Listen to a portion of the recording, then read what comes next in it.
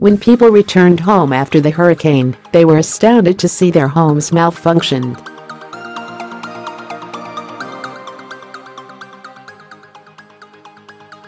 "90% of the Florida Keys building was destroyed by Hurricane Irma."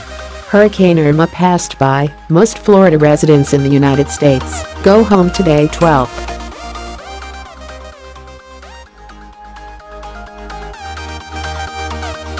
However, most of the residents of the Florida Keys are devastated.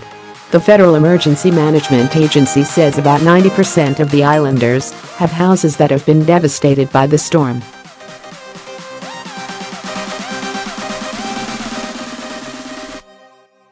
Of which 25% of the houses were completely destroyed, and the remaining 65% of the houses were partially damaged.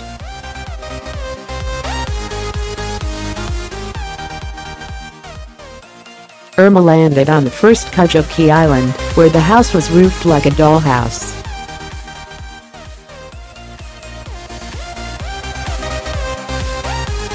The same scene also occurs on the Plantation Key and Key Sunshine Islands, according to the Daily Mail.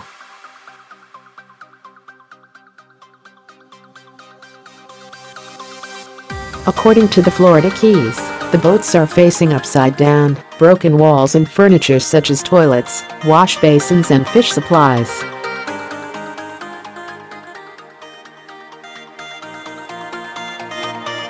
The nucleus scattered across the street. At the time, 3/4 area of the state still has no electricity. Electricity is not only a convenience, but also a necessity in summer Florida when heat can rise.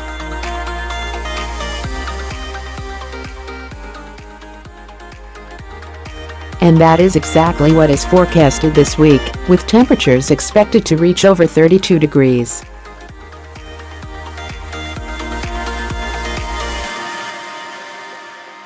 Return home and see the devastation of the storm.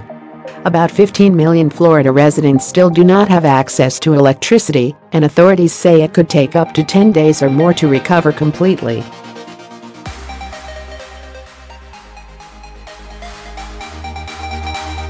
"We have a lot of work to do, but everyone is helping each other," Florida Governor Rick Scott said.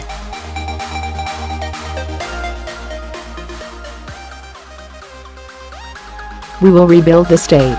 This is a state of strong and resilient people."